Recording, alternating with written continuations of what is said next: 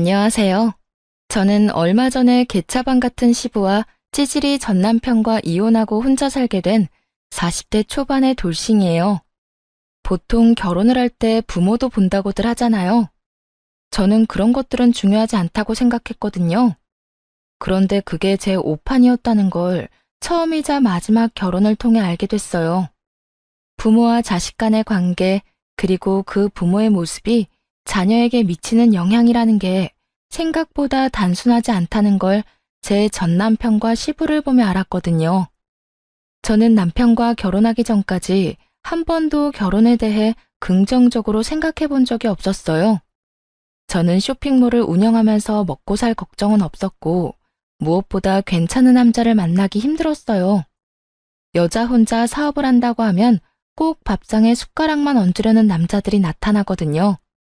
그래서 그런 남자들 다 쳐내고 나니 남자를 못 믿겠더라고요. 그런 면에서 남편은 절대로 제 일에 간섭하려는 행동은 없었어요.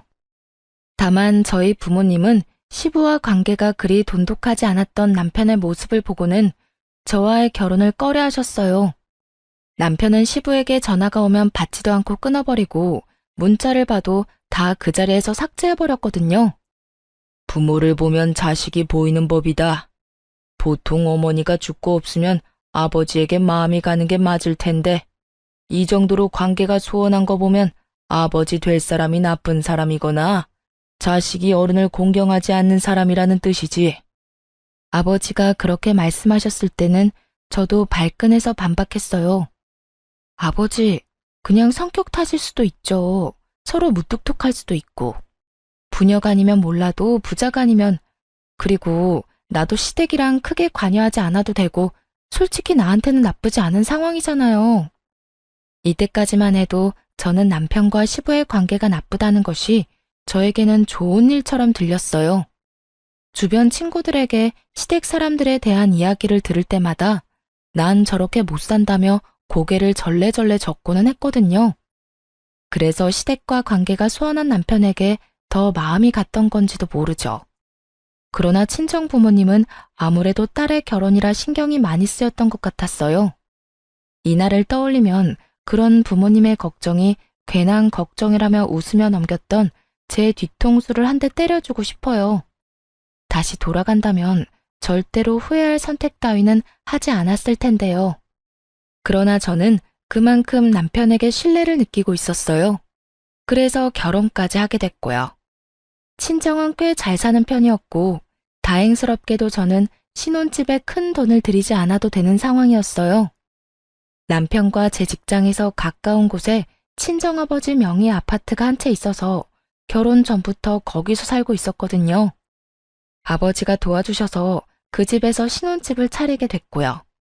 평수는 넓지 않았지만 남편은 돈 안 들이고 신혼집이 생겼다는 것에 무척 고마워했어요. 그렇게 남편과의 신혼생활이 시작됐어요. 제 나이 40에 홍기를 꽉 채워 결혼한 연상연하 커플에게도 신혼은 즐거운 나날의 연속이긴 했죠. 그런데 그 즐거운 나날은 얼마 가지 못해 금이 조금씩 가기 시작했어요. 남편의 문제라기보다는 시부의 문제 때문이었죠. 시부가 사는 시댁은 저희 신혼집과 가까운 데 있었어요. 결혼 전 남편은 그 시댁에 살고 있지 않았어요. 관계가 그리 좋지 않았던 만큼 남편은 따로 자취를 하고 있었죠.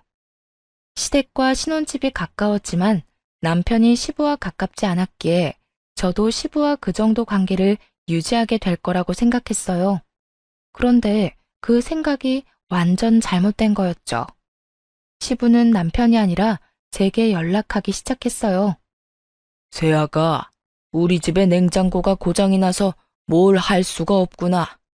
반찬이 다 쉬어빠져서 이 여름에 보관도 못하고 수리를 하자니 너무 낡아서 수리가 될지 걱정이고 사자니 돈이 없고. 남편이 시부의 연락을 다 씹어대니 시부가 저에게 전화를 하는 건 정해진 순서였죠. 그렇다고 제가 시부 연락을 남편처럼 다 무시할 수는 없는 노릇이잖아요. 네, 아버님, 그이랑 상의해보고 연락드릴게요. 일단 남편 이름을 팔고 남편에게 전화를 했죠. 아버님 나한테 연락 오셨어. 시댁 냉장고가 고장났다고 하시는데 어떻게 할까? 당신한테 연락 왔어?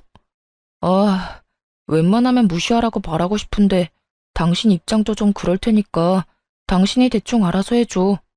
수리 필요하면 수리해도 되고 사야 된다면 원룸에 들어가는 작은 거, 싼 거 사드려도 되고 어떤 일을 해도 내가 했다고 이야기하면 아버지도 수긍할 거야. 돈 없어서 안 해줬다고 해도 뭐라 하시지 못할 테니까 사실 무시하는 게 제일 좋긴 한데. 남편 말에 저는 생각보다 크게 놀라고 말았어요. 관계가 나쁘다는 것은 알았지만 대놓고 무시하라고 말할 정도로 사이가 나쁜 건지는 몰랐거든요. 그 이야기를 듣는 내내 저는 어떻게 해야 하나 싶었어요. 그래서 일단 저희가 모으고 있던 생활비 통장에서 돈을 조금 빼서 시부에게 작은 원룸형 냉장고를 사드렸어요. 기존에 있던 것도 그것과 비슷한 크기라서 다행이긴 했죠. 시부는 제게 고맙다며 이빨은 칭찬만 해주더군요. 그렇게 사건이 일단락되는가 싶었는데 그 뒤로 시부는 무슨 문제만 생기면 저한테 전화를 했어요. 그럴 때마다 하는 말이 항상 가전이 고장났다는 거였죠.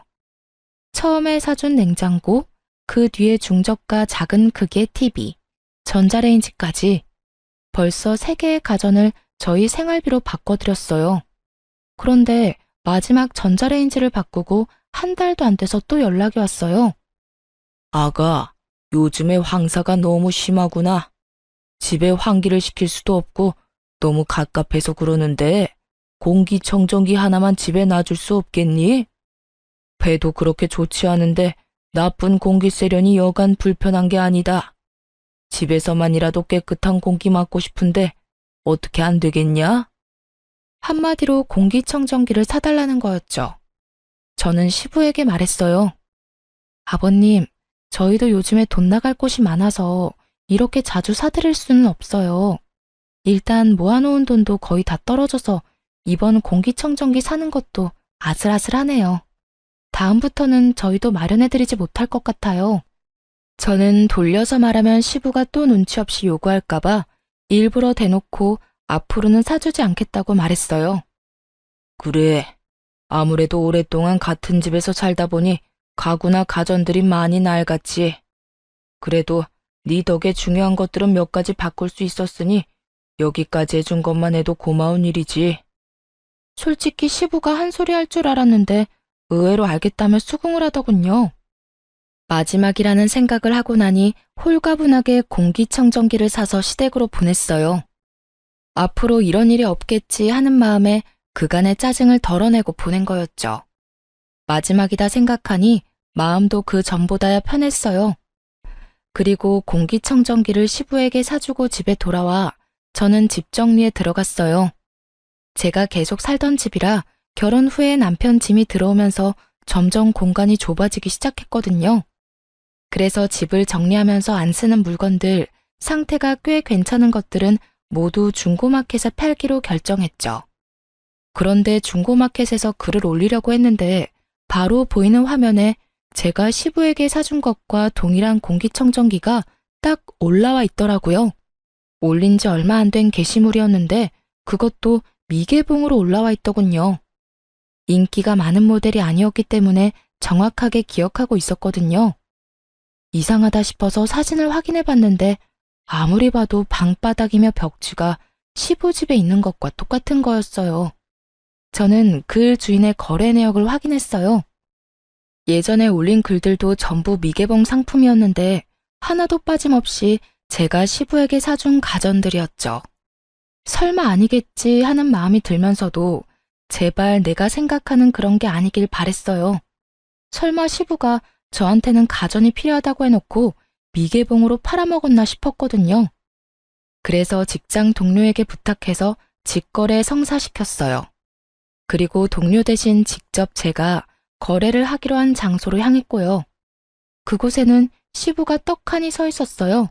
공기청정기를 가지고. 주소 봤을 때부터 확신이 됐어요. 시부 집 바로 앞에 있는 공원이었거든요. 며느라가, 네가 왜 여기 있는 거냐? 시부 표정이 아주 가관이었죠. 게다가 공기청정기를 몸으로 가리려고 시도하는 것을 보니 더 열받았어요. 아버님이야말로 제가 사주신 공기청정기 들고 왜 공원에 나와 계세요? 설마 지금 중고거래 하러 나오신 건 아니죠? 그게 말이지. 내가 원하던 모델이 아니라서 팔아서 다른 거로 사려고 했지 뭐냐. 너한테는 미안한 일이라 내가 말도 안 했어. 자연스레 거짓말을 꺼내더군요. 아버님, 그 말에 책임지실 수 있으세요? 그럼 여태껏 제가 사준 가전들은 집에 얌전히 잘 있겠네요. 아버님 집도 코앞인데 제가 직접 확인하러 가도 될까요? 지금 집에 말이냐? 네, 제가 사준 것들이 잘 있는지만 확인할게요. 제가 진짜 시댁으로 들어가려고 하니 시부가 온몸으로 저를 막으며 땀을 뻘뻘 흘리며 하소연하더군요. 아버님, 거짓말 그만하세요. 제가 사준 가전도 여태껏 다 팔았다는 거 알아요. 중고마켓에 거래 내역 다 나오는데 그건 모르셨나 봐요. 아니, 어떻게 이러실 수 있어요? 저희가 그렇다고 용돈을 안 드리는 것도 아니고. 아이고, 며느라가, 내가 미안하다. 그래도 너는 돈 많이 벌잖냐. 나는 늙어서 이제 써주는 곳도 없고 일할 곳도 마땅찮으니 돈을 버는 게 없잖아. 늙으니 몸에 힘도 없고 써주는 곳도 없어서 그래. 네가 나 좀 이해해주면 안 되겠니? 시부는 제 눈치를 보며 저 자세로 굽히고 들어오더군요. 그런데 그게 더 얄미운 거예요. 시부는 한 직장에 오래 있지도 못했고 매번 사고쳐서 직장에서 쫓겨났다는 말을 들었거든요. 쫓겨나는 이유는 매번 돈 문제 때문이었고요. 돈을 벌려면 진득하게 일을 해야 하는데 그걸 못하고 가불이나 하고 성실하지도 못하니 매번 쫓겨나는 게 일상인 거죠. 그리고 그런 사람이었으니 이렇게 며느리 뒤통수를 치는 거였죠. 이해를 하고 말고를 떠나서 이건 신뢰의 문제잖아요. 돈을 마련하려고 저한테 거짓말을 몇 번이나 하신 거예요. 제가 얼마나 기가 막히는지 아시기는 하냐고요. 앞으로 이런 거 사드릴 생각 없으니 물건 사달라고 저한테 연락하지 마세요. 저희 남편한테 전화해서 용건 말씀하시고요. 누구는 돈이 남아 돌아서 사준 줄 알아요? 남편이야 어떻든 저라도 시부와의 관계를 좋게 만들어 보려고 했는데 결국 모든 것이 와르르 무너져 버렸어요. 그리고 시부가 들고 있는 공기청정기를 가져오며 말했어요. 어차피 필요 없는 물건이라고 했으니 제가 다시 환불할게요. 미개봉에 상자 안에 그대로 들어가 있으니 환불하기도 쉽겠네요. 아가, 그건 놔두고 가야지. 나도 돈이 없어서 팔려고 하는 건데 이것까지만 받고 나도 더 이상 너한테 사달라고 하지 않으마. 우물쭈물 그딴 말이나 짓거리는 시부를 보니 열이 받아 빽 소리쳤어요. 돈 필요하면 아드님한테 이야기하시라고요. 애꿎은 저한테 돈이며 시간 쓰도록 만들지 마시고. 그리고 매달 용돈도 드리고 연금도 나오시잖아요. 공과금도 남편 앞으로 날아오는데 그렇게 치면 저희가 얼마나 많은 돈을 대신 내드리는지 알고는 있으세요? 결국 참지 못하고 폭발한 제 말에 시부가 입을 꾹 다물더군요. 저는 낚아채듯 시부 손에서 공기청정기를 가져와 다시 차에 실었어요. 간다는 말도 없이 차에 물건만 실어 집으로 향했죠. 가는 내내 어이가 없고 열이 받아서 남편에게 전화했어요. 여보, 아버님이 오늘 내가 사드린 공기청정기 중고거래하다가 나한테 딱 걸렸거든? 아버님 도대체 왜 그러신데? 돈을 적게 드리는 것도 아닌데 왜 이렇게 사람 뒤통수를 치시는 거야? 거짓말을 왜 자꾸 하시는 거냐고. 아버지가 또 그랬어? 내가 할 말이 없다. 그렇다고 내가 당신한테 아버지랑 관계 끊으라고 할 수도 없고. 아버지가 좀 그래. 돈도 밝히시고 잔머리도 좀 굴리시는 편이지. 그래서 내가 연락을 안 받는 건데 당신한테 연락을 할 줄은 몰랐어. 사실 나한테도 몇 번이나 문자로 집 싱크대며 세면대며 고장났다고 연락 많이 왔거든. 내가 다 읽고도 무시했더니 당신한테 연락했나 봐. 처음부터 시부가 어떤 사람인지 왜 아버지 연락을 무시하는지 자세히 설명해줬더라면 저도 시부에게 당하지는 않았을 거예요. 물론 처음 한두 번이야 며느리가 시부에게 해줄 수 있는 일이었지만 그마저도 시부에게는 저에게 사기를 친 거나 마찬가지인 일이잖아요. 제가 물어볼 때는 아무것도 아니라며 설명해 주길 꺼려했던 남편이 제가 당하고 나서 이런 이야기를 하는 게 참 답답하고 짜증이 나서 한마디 했어요. 그런 거면 미리 말을 해줬어야 알지. 당신만 알고 있으면 어떡하냐고. 내가 가전 사다가 시아버지한테 드릴 때도 당신 그냥 멀뚱멀뚱 지켜보고만 있었잖아. 나한테 한 번쯤은 의심해보라는 말 정도는 할 수 있었던 거 아니야? 솔직히 몇 번이나 내가 당신한테 이야기했는데 당신은 알아서 하라고만 했잖아. 아, 일단 알겠어. 앞으로 나 아버님 연락 안 받을 거고 받더라도 다 당신한테 넘길 테니까 그렇게 알고 있어. 저의 선의가 사기로 돌아왔다는 것에 너무 화가 난 저는 남편에게도 큰 실망을 했어요. 그리고 시부의 요구를 더 이상 들어주지 않도록 연락 자체를 차단하겠다는 제 말에 남편은 긍정도 부정도 하지 않았죠. 다만 그날 집에 가서도 불편한 기색을 숨기지 않았더니 남편도 제 눈치를 실실 보더군요. 그 뒤로 시부 연락을 몇 번 무시했더니 저한테 연락은 더 이상 오지 않았어요. 다만 남편에게 더 많은 연락이 간 모양이었어요. 저야 속 편해졌으니 시부에 대한 생각은 더 이상 하지 않았어요. 결혼하고 1년도 안 되어서 이런 일이 벌어져서 솔직히 화도 많이 났지만 그래도 더 이상 연락을 안 하게 됐으니 다행이라고 생각하기로 했어요. 초반에 잘 끊어냈다 싶었죠. 그렇게 몇 달간 참 조용한 시간이 흘렀어요. 시부에게 연락이 없으니 그냥 제 생활만 하면 돼서 마음도 편하고 좋았거든요. 그런데 그 평화로운 시간은 모르는 번호에 연락 한 통으로 다시 와장창 무너졌어요. 저는 폰이 2대가 있어요. 한 대는 개인적으로 사용하는 폰이었고 한 대는 사업용으로 사용하는 회사 폰이었죠. 그리고 회사 폰으로는 모르는 사람들 연락도 자주 오는 편이었어요. 여느 때와 다름없이 모르는 연락처로 온 번호를 받았더니 어떤 중년 남자의 목소리가 들렸어요. 혹시 전화 받으신 분이 이종길 씨 며느리 되십니까? 시부 이름을 대는 남자 목소리에 저도 깜짝 놀랐죠. 예, 제가 며느리 되는데 누구세요? 아, 저는 이종길 씨하고 사고가 난 사람인데요. 이종길 씨가 자전거를 몰고 오다가 저를 치었어요. 자전거 전용 도로도 아니고 갑자기 골목에서 튀어나와서 사람을 치는데 병원에 가야 해서 합의금이라도 받으려고 하니 돈이 없다면서 자식들한테 연락하라고 하지 뭡니까? 아들은 전화해도 한 통도 받지를 않으니 결국 며느님한테 연락한 겁니다. 시부가 자전거로 사람을 쳤다기에 깜짝 놀라서 말했어요. 몸은 괜찮으세요? 이로 어째. 일단 저희 아버님 좀 바꿔주시겠어요?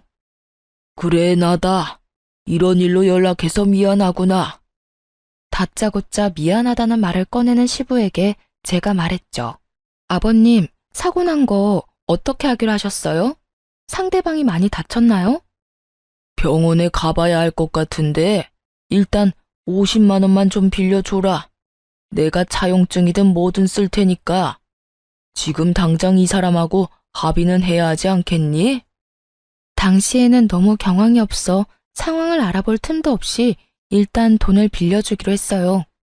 그리고 빌려달라는 말은 곧 갚을 거라는 말이니 부담도 없었고 말이죠. 노파심에 한마디 덧붙였어요. 아버님, 다치신 분 입원으로 다 마무리해야 해요. 계속 끌고 오면 답 안 나오니까 병원 같이 가서 진료 보고 다 할 때까지 그냥 가시면 안 돼요? 신신당부를 하고 전화를 끊었지만 그 뒤로 걱정이 되는 건 어쩔 수 없었어요. 저녁까지 아무 연락이 없으니 상황이 궁금해 제가 먼저 전화를 했어요. 아버님, 일은 잘 처리됐어요? 뒷말 안 나오도록 잘 해결하신 거 맞죠? 그래, 다 해결 잘 됐다. 네가 돈을 빌려줘서 그걸로 합의금이랑 치료비 했어. 그 돈은 내가 나중에 꼭 갚으마. 고맙다, 며느라가. 그렇게 말을 하는 시부를 보며 시부도 반성을 했나 싶은 생각이 들었어요.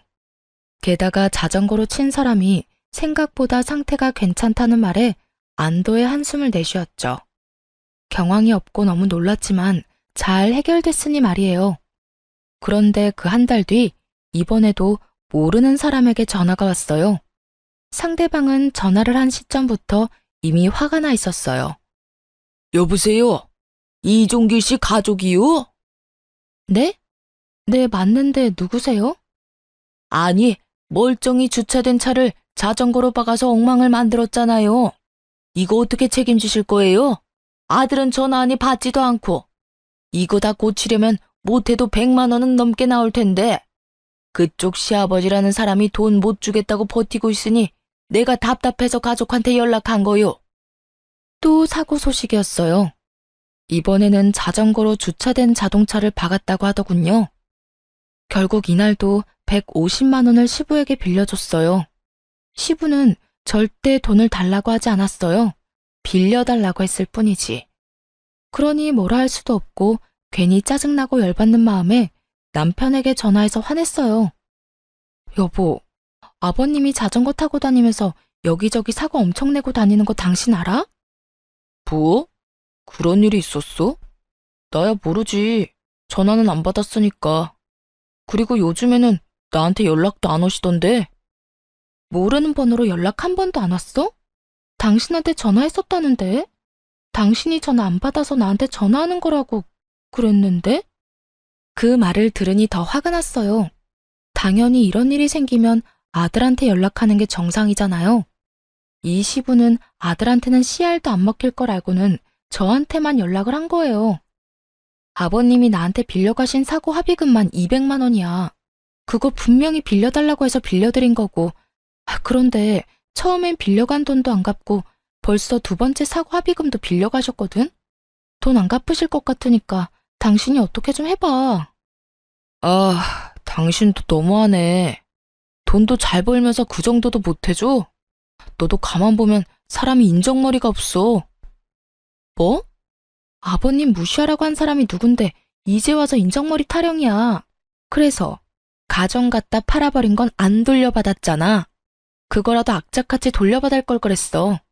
그리고 당신 아버지가 사고 친 걸 왜 내가 해결해야 하는데? 내가 당신이랑 결혼했다고 해서 당신 아버지가 진짜 내 아버지가 된 것도 아니고. 그렇게나 아버지 생각하면 당신이 알아서 다 해야지. 여태껏 시아버지 연락 다 씹어놓고 모른 척한 사람이 할 말은 아니지. 왜? 너도 결혼하니까 없던 효심이 막 생기고 그래? 와이프한테 대리호도 시키고 싶냐? 제 말에 남편놈이 기가 차다는 듯이 쳐다보더군요. 제가 틀린 말을 한 건 아니잖아요. 남편이 시부에게 어떻게 행동하는지 제가 싹 다 봤는데 이제 와서 효자 노릇을 하려고 하는지. 됐다 됐어. 내가 당신이랑 무슨 말을 해? 돈을 잘 벌면 뭐해, 인간이 안 됐는데. 가족 소중한 줄도 모르고. 그딴 말을 짓거리며 남편이 쾅 문을 닫고 나가버리더군요. 완전 어이가 없었어요. 화를 낼 사람이 누군데 지가 화를 내요? 저도 빈정이 상할 대로 상했고 거의 2주가 넘도록 남편과 냉전을 유지하고 있었어요. 당연히 이 상황이면 남편이 고개를 숙이고 들어와야지 제가 사과를 할 필요가 없잖아요. 그런데 그렇게 남편과 싸우고 2주 뒤 시부에게서 또 한 번 연락이 왔어요. 아가, 내가 이렇게 계속 연락하니 미안하구나. 다른 게 아니라 내가 걸어가다가 사람하고 부딪혔는데 그 사람 핸드폰이 박살이 났어. 100만 원은 넘게 필요할 것 같은데 어떡하지? 이쯤 되니 합리적인 의심이 들더군요. 사고가 이렇게 연달아 날 수가 있을까요? 저는 냉정하게 시부에게 말했죠. 아버님, 그러면 일단 폰 들고 수리센터 가셔서 수리를 먼저 하고 있으세요. 제가 그쪽으로 가서 직접 확인하고 수리비 드릴게요. 저는 직접 가기로 했어요. 여태껏 전화로만 상황을 전달받았을 뿐 그게 진짜로 있었던 일인지는 몰랐잖아요. 그래서 확인을 하기로 했어요. 그랬더니 시부가 화들짝 놀라 그러더군요. 네가 직접 오려고? 근데 파손 정도가 심해서 사야 할 것 같은데 수리로는 안 될 것 같아. 그러면 그 파손된 폰 꼭 들고 대리점으로 가세요. 제가 확인하고 구매해드릴 건지 말지 결정할게요. 그렇게 말하니 시부도 잠깐 망설이더니 주소를 하나 알려주더군요. 그 주소가 적힌 곳으로 갔더니 시부와 제 또래의 남자가 거기 서 있는 것이 보였어요. 제가 도착하기 직전에 시부와 그 사람을 보았는데 딱 봐도 두 사람 거리가 가까운 것이 모르는 사이처럼 보이지 않더라고요. 아버님, 저 왔어요. 이쪽 분이 사고 난 상대방이세요? 네, 어르신이 제 폰을 박살내서 제가 가져왔어요. 화면이 완전히 깨졌고 터치도 먹통이에요. 제가 봤을 때 수리는 의미 없고 새로 사야 할 것 같거든요. 요즘에 나오는 걸로요. 딱 봐도 옛날 모델의 폰이었어요. 그걸 요즘 모델로 바꾸겠다는 남자를 보니 기도 안 차더군요. 그렇지만 오늘만큼은 그냥 해달라는 대로 해줄 생각이었어요. 화장대 깊숙한 곳에 모셔뒀던 그 카드를 가져왔으니까요. 남편이 결혼 직후 만들었던 신용카드였는데 실물 카드로는 안 쓰고 페이로만 쓰다 보니 진짜 카드는 안 들고 다녔거든요. 그걸로 저 남자가 원하는 걸 결제해줄 생각이었어요. 괜찮아요. 카드로 일시불로 구매해드릴 테니까요. 현금만 보내주다가 카드로 결제하니 시부가 약간 당황하더군요. 이번에도 현금을 받을 줄 알았나 봐요. 그런데 시부가 상대방 남자의 눈치를 좀 보더라고요. 아마 현금으로 나오면 둘이서 나눠받을 생각이었던 모양이었는데 제가 카드를 긁으니 생각한 대로 일이 돌아가지 않아서 그런 듯 싶었어요. 게다가 시부는 얼마나 당황했는지 손에 들린 서류를 숨길 생각도 안 하더군요. 일상생활 책임 손해보험을 탈 수 있는 서류요. 신청서랑 견적서 뭐 이런 것들이었는데 그걸로 보험 타면 자기 부담금 빼고 다 나오는데도 저한테 돈을 뜯으려는 속셈인 게 다 까발려진 거죠. 그전에도 그랬을지도 모르죠. 며느리한테 현금 받아가고 또 보험까지 타먹은 거면 보험 사기는 아니지만 며느리한테 사기친 거나 다름없고 저 상대방까지 한통 속이면서 서로 돈 나눠 먹으려고 공사친 거면 보험회사와 며느리 둘 모두에게 사기친 거니까요. 그렇지만 이번에는 그렇게 화가 많이 나지는 않았어요. 남편 신용카드로 결제하는 거라서요. 결제를 하고 나니 시부와 사고 당사자는 급히 가봐야 한다며 저를 두고 나가더군요. 그리고 시부와 헤어진 바로 직후에 남편에게 전화가 왔어요. 응, 나야. 이거 뭐야? 180만 원? 당신 지금 어디서 뭐해? 아버님이 다른 사람 핸드폰 파손시키는 바람에 그거 수습하려고 나와 있지. 원래 수리하려고 생각했는데 상대방 분이 수리해도 안 될 것 같다고. 새로 사야 할 것 같다고 해서 내가 당신 카드로 결제했어. 왜? 문제 있어? 아니, 그걸 왜 내 카드로 사는데? 그럼 왜 내가 계속 돈을 내야 해? 당신 이상하네. 원래라면 아버님이 친 사고 당신이 수습하는 게 맞는 거 아니야? 나는 며느리 집 딸이 아니잖아. 며느리는 가족 아니야? 너 이렇게 성격 못된 애였어? 돈 뒀다 뭐 하게. 너 잘 벌잖아. 그 정도면 네 선에서 해결할 수 있었던 거 아니야?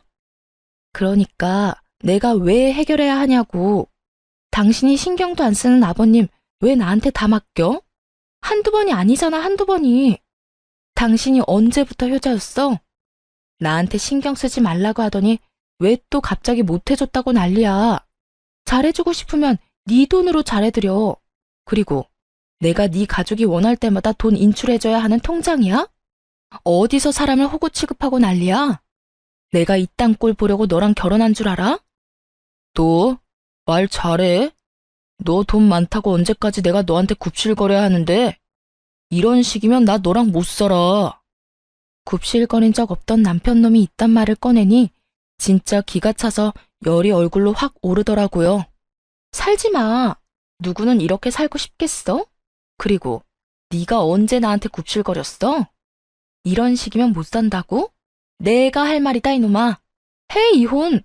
뭐하러 눈치 보고 있어? 말 한 번 잘 꺼냈네. 네가 안 하면 내가 그 말 하려고 했는데 잘 됐네. 내 눈이 병신이었지. 어디서 이런 인간이랑 결혼을? 결국 화를 못 참은 제가 남편놈 말에 이혼을 하자고 선언하고 전화를 확 끊어버렸어요. 남편놈이 당황한 듯 다시 연락 와서 그런 거 아니라고 홧김에 말 좀 잘못한 거 가지고 무슨 이혼이냐며 난리였지만 저는 눈도 깜짝 안 했어요. 입 밖으로 꺼낸 말 책임져. 나랑 못 살겠다며. 나도 네 의견 존중한다니까. 한 입으로 두말하지 말고 그냥 네가 원하는 대로 해줄게. 그리고 오늘 집에 들어오면 당장 짐 싸서 나가. 네 얼굴 꼴도 보기 싫으니까. 결국 남편 놈은 제게 애원했지만 제가 받아주지 않았고 그렇게 저희는 빛과 같은 속도로 이혼을 했어요. 결혼한 지 1년도 안 되어서 이혼한 거죠. 결혼 기간이 짧아서 이혼도 빠르게 됐어요. 나눌 것도 없었고 서로 가져온 만큼 가져갔죠. 그렇게 이혼하는 동안 다행인지 불행인지 시부는 연락을 한 번도 안 했고 저는 당연히 시부가 우리 이혼에 대해 알게 됐기 때문에 연락이 안 오는 거라고 생각했어요. 그런데 이혼이 다 된 후에 시부에게서 전화가 한 통 왔어요. 이혼을 했는데 전화를 할 정도면 뭔가 큰일이 있어서 그런가 싶어서 전화를 받았는데 시부가 굉장히 급한 목소리로 용건부터 건네더군요. 아가, 내가 급해서 그러는데 돈 좀 빌려줄 수 없겠냐? 아들 녀석이 전화를 안 받아서 그래. 내가 실수로 외제차를 박았는데 차주가 500만 원이나 달라고 하네. 너도 알다시피 내가 그 큰 돈이 어딨냐? 내가 믿을 사람이 너뿐이라 그래. 가족 좋다는 게 뭐냐? 이럴 때 돕는 거지. 내가 꼭 그 돈 갚아줄 테니까 한 번만 더 도와다오. 응? 말하는 이야기를 들어보니 저희 부부가 이혼했다는 것도 전혀 모르고 있는 눈치였어요. 그때 저는 좋은 생각이 났어요. 아버님, 제가 예전에 빌려준 돈 200만 원이요. 그것도 빌려가시고는 안 갚으셨잖아요. 그거 먼저 갚아주지 않으시면 더 이상 돈은 못 빌려드려요. 여태껏 빌려준 돈도 갚지 않는데 제가 뭘 믿고 500만 원이라는 큰 돈을 빌려드려요? 앞에 빌려준 거 갚으시면 또 모를까. 200만 원을 갚으라고? 당장 돈이 없어서 전화를 했는데 돈을 내놓으라니. 못 갚으실 것 같으면 저도 500만 원은 못 빌려드려요. 그럼 전화 끊을게요. 아, 아니다. 내가 지금 200만 원 보낼 테니 그거라도 빌려다오. 시부는 얼마나 급했는지 허둥지둥 제 계좌로 그때 빌려간 200만 원을 보냈더군요. 저는 돈이 들어온 걸 확인하고 돈부터 다른 계좌로 보냈어요. 급했는지 시부가 다시 전화와서는 한 번 더 저를 재촉하더군요. 지금 돈 보냈으니까 확인해보고 500만 원 지금 당장 보내주거라. 차주가 지금 당장 돈 안 내놓으면 집에 가지도 못하게 할 판이라. 그런데 제가 가만히 생각해보니까 500만 원은 못 빌려드릴 것 같네요. 솔직히 아버님이 저 뒤통수 치신 게 한두 번은 아니시잖아요. 뒤통수라기보다는 거의 사기 수준이었는데. 그러니까 500만 원은 알아서 하시거나 제 전남편하고 이야기하세요. 뭐? 지금 무슨 말을 하는 거야? 전남편이라니? 저희 이혼했어요. 아버님 덕분에요. 여태껏 그것도 모르셨어요? 그래도 이 기회에 서로 주고받은 돈 확실하게 정리하게 돼서 다행이다 싶어요. 그러니까 이 연락처 바꿀 거니까 연락하지 마시고 돈 써야 할 일 있으면 아들한테 연락하세요. 남의 귀한 딸에게 빨대 꽂지 마시고요. 저는 그렇게 말하고 전화를 탁 끊어버렸어요. 길게 할 말도 없었어요. 솔직히 이번에도 저한테 사기치려는 것처럼 보였거든요. 돈도 다 정산했겠다. 굳이 무슨 이야기를 더 할까요? 그런데 시부는 저한테 하고 싶었던 말이 많았는지 계속 전화를 하더군요. 스팸을 걸었더니 이번에는 모르는 번호로 계속 전화질을 했어요. 몇십 통을 연달아 전화하는 시부를 보며 저는 무음으로 폰을 내버려뒀어요. 그런데 시부의 연락들 사이로 전남편의 전화가 왔더라고요. 저는 전남편 속이라도 긁을 생각으로 전화를 받았죠. 무슨 일이야? 당신 우리 아버지한테 돈 뜯어갔어? 당장 아버지한테 돌려드려. 부자가 쌍으로 웃기네. 넌 네 아버지가 돈 뜯긴 것만 생각하고 내가 뜯긴 건 생각도 안 하지? 맨 처음에 내가 빌려준 거고 그거 돌려받은 거야. 정당한 거래였거든? 뭘 알고나 말하던지. 아무것도 모르는 놈이 더 시끄럽지? 지금 당신이 무슨 짓 저지른 건지는 알아? 아버지 지금 큰일 나게 생겼어. 진짜 외제차 사고 낸 것도 문제인데 차주가 조직폭력배 같아. 아버지한테서 못 받으면 아들한테 받겠다면서 지금 나한테도 협박 문자고 난리 났어. 이런 식이면 당신도 무사하지는 못할 거라고. 이보세요. 나 당신이랑 남남인 사람이야. 애라도 하나 있었으면 또 모를까. 애도 없는 우리 사이가 찢어지면 그냥 남인 거지. 나한테까지 오면 나는 경찰에 신고하면 그만이야. 내가 잘못했어? 당신 가족이 잘못한 거지. 관련 없는 사람이고 남보다 못한 사이인 거 알면 쓸모 없어서라도 나한테 올 일 없으니까 신경 꺼. 진짜 당신 왜 이러는데? 나 죽는 꼴 보고 싶어서 그래? 아무리 남이라도 한때는 같이 산 사람이잖아. 애원하는 전 남편 목소리에 제가 코웃음을 쳤어요. 같이 산 게 뭐가 대수라고? 너야말로 나한테 왜 이러는데? 네가 죽든 말든 내가 뭔 상관이냐고. 돈 200만 원 돌려받은 건 정당한 거야. 내게 빌려간 돈이었으니까 내가 돌려받는 건 당연하고. 사고 나서 생긴 비용은 네가 처리하는 게 맞는 거고. 마누라 없어서 어떡하냐? 돈 대신 내줄 사람 없어서. 그러게, 있을 때 좀 잘하지. 잃고 나서 후회하면 다 무슨 소용이래? 어찌됐건 나는 이제 당신 집안이랑 상관없는 사이니까 이런 일로 전화하지 마라. 기분 더러우니까. 그렇게 전화를 끊고 나니 속이 다 시원하더군요. 나중에 전해 듣기로 결국 전 남편은 조폭 같은 남자에게 시부 대신 500만 원을 지급하며 돈을 날렸고 저는 시부가 제게 빌려간 돈 200만 원을 고스란히 돌려받을 수 있었어요. 시부의 패착은 아들 부부가 이혼 상황이라는 걸 몰랐다는 거겠죠. 전 남편도 웃긴 게 이혼 전에는 시부를 가족으로 생각하니만이 이따위 망언을 짓거리더니 결국 이혼한다는 이야기조차 시부에게 알리지 않을 정도로 시부와 관계가 좋지 않았다는 점이에요. 본인은 불효를 해도 당연하고 와이프는 무조건 효도를 해야 한다는 전 남편의 생각이 고스란히 드러나는 부분이었죠. 그걸 보고 나니 마누라에게 대리효도 시키려는 천하의 나쁜 놈과 이혼하게 된 것이 제 일상에서 가장 잘한 일이 아니었나 생각하게 됐어요. 그렇게 전 남편과 이혼하고 2년 동안 일을 자식과 남편 대하듯 아끼며 열심히 키워나갔어요. 쓸데없는 시댁일에 신경을 덜 쓰게 되니 일에 탄력이 붙어서 매출도 많이 좋아졌죠. 그렇게 이혼 후 2년 동안 쉬지 않고 달려온 제게 전 남편의 재혼 소식이 들려왔어요. 바로 SNS를 통해서요. 청첩장 사진이 떡하니 올라왔는데 솔직히 상대방 여자에게 딱한 마음뿐이었어요. 어쩌다가 저런 인간 같지도 않은 놈을 만났을까? 딱 그런 마음만 들었어요. 그렇다고 제가 관여할 만큼 사람 좋은 것도 아니니 신경 끄려고 했죠. 그런데 여동생이 전 남편의 재혼 상대와 찍은 웨딩 사진을 보더니 엄청 당황하더라고요. 이 사람이 언니 전 남편 재혼 상대라고? 나 아는 사람이라고. 세상에 미쳤나 봐. 어떻게 이 사람이랑 결혼을 해? 왜 누군데? 너랑 친한 친구라도 돼? 엄청 친한 건 아닌데 나랑 고등학교 동창이야. 같은 반 된 적은 없는데 같은 학원에 다녀서 겹치는 친구가 있거든.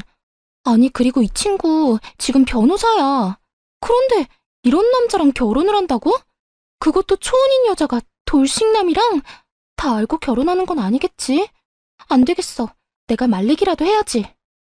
야, 됐어. 남의 연애 사정에 간섭하는 거 아니야. 그냥 놔둬. 문제 생기면 알아서 떨어져 나가겠지.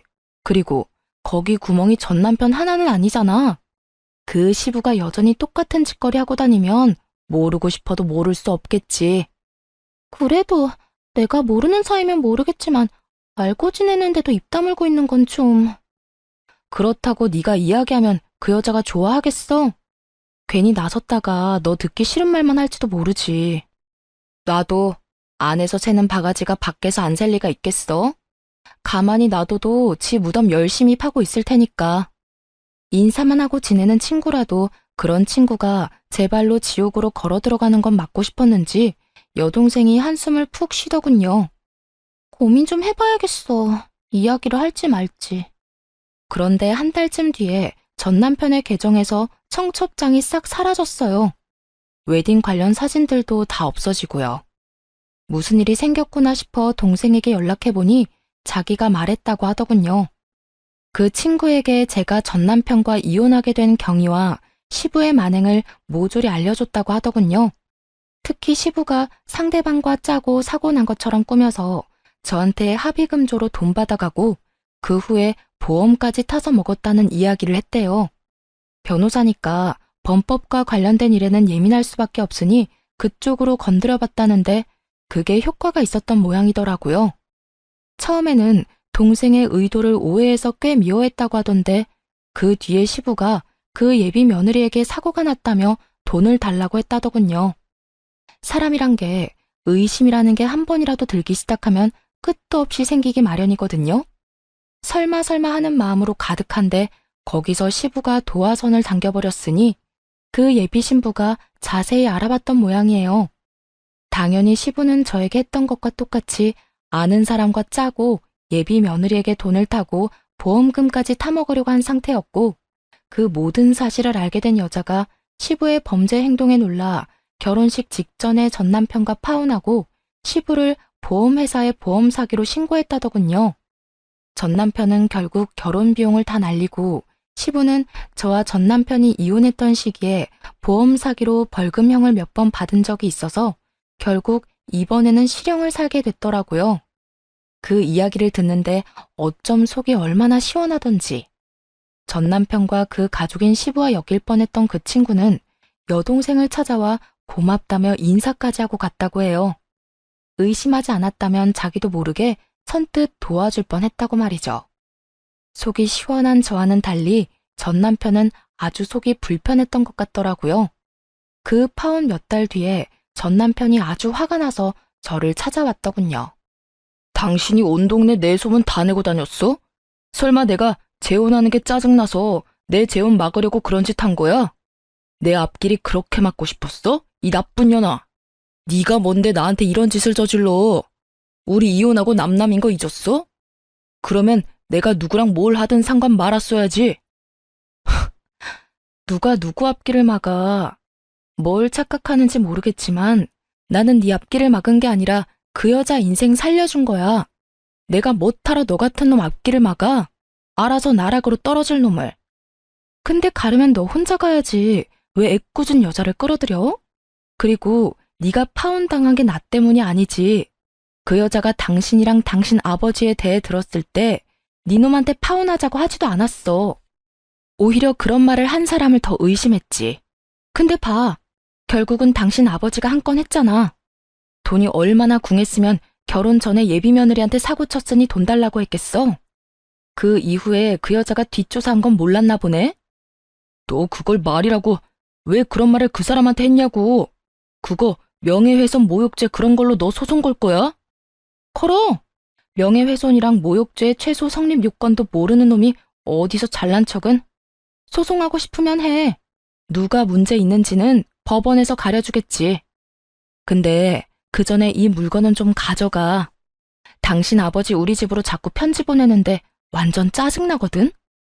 저는 전 남편에게 하얀 편지 봉투 더미가 담긴 봉투를 거칠게 건넸어요. 아, 처음 알았는데 당신 아버지 좋은 데 가셨더라? 그런데 우리 이혼했다고 말했는데도 우리 집으로 편지 넣으시던데 앞으로 이 편지 반송시킨다고 전해줘. 그리고 그렇게 중요하고 효도하고 싶은 아버지면 좀 잘해. 도대체 뭐 하느라 아버지 뒤치다꺼리도 못해?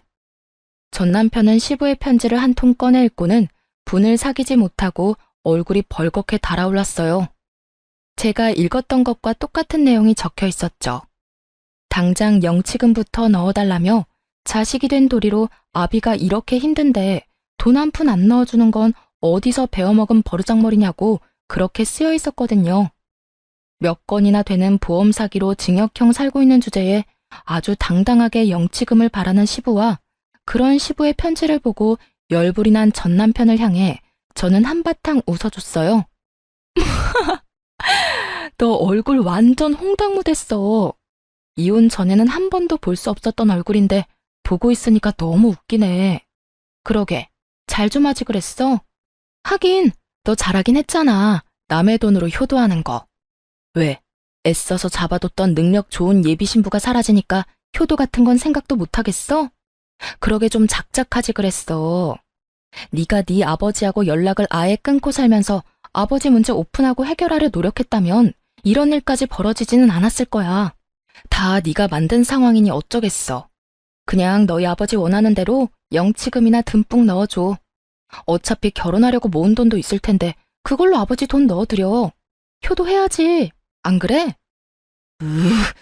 이 인간이 진짜 정신이 나갔나? 왜 이딴 편지를 이쪽으로 보내서 사람 쪽팔리게 만들어? 아, 너무 웃겨서 배 아프네. 우리 이제 여기서 다 끝난 거야. 나는 더 이상 너하고 관련된 거 하나도 안 남겼거든. 앞으로 재혼이 또 하고 싶을지는 모르겠지만 적어도 양심이 있다면 법 쪽에는 좀 피해라. 범법자 아버지 수수방관한 주제에 변호사랑 결혼을 지나가던 개가 웃겠네. 저는 그렇게 말하고 부들부들 떨며 노려보는 전남편 놈을 쫓아냈어요. 그렇게 노려보면 누가 무섭대요? 이빨 빠진 개가 노려봤자죠. 재혼 준비에 쓰였던 돈이며 자존심까지 모두 탈탈 털린 전남편의 소식은 그 뒤로는 알지 못했어요. 듣고 싶은 마음도 없고 들을 필요도 없었죠. 뼛속 깊이 새긴 경험 하나 알려준 놈으로 기억하고 있을 뿐이죠. 결혼 앞두고 계신 분들은 시댁 부모님 잘 보세요. 시부모를 보면 남편을 안다는 말이 거짓말이 아니었거든요. 옛말 틀린 말 하나 없다는 걸 깨닫고 저의 결혼 생활은 1년 반 만에 막을 내렸네요. 저의 실패를 경험 삼아 다른 분들은 실패하지 않으셨으면 하는 마음으로 제 이혼에 대해 길게 써봤어요. 시간 내서 글 읽어주신 분들 감사합니다.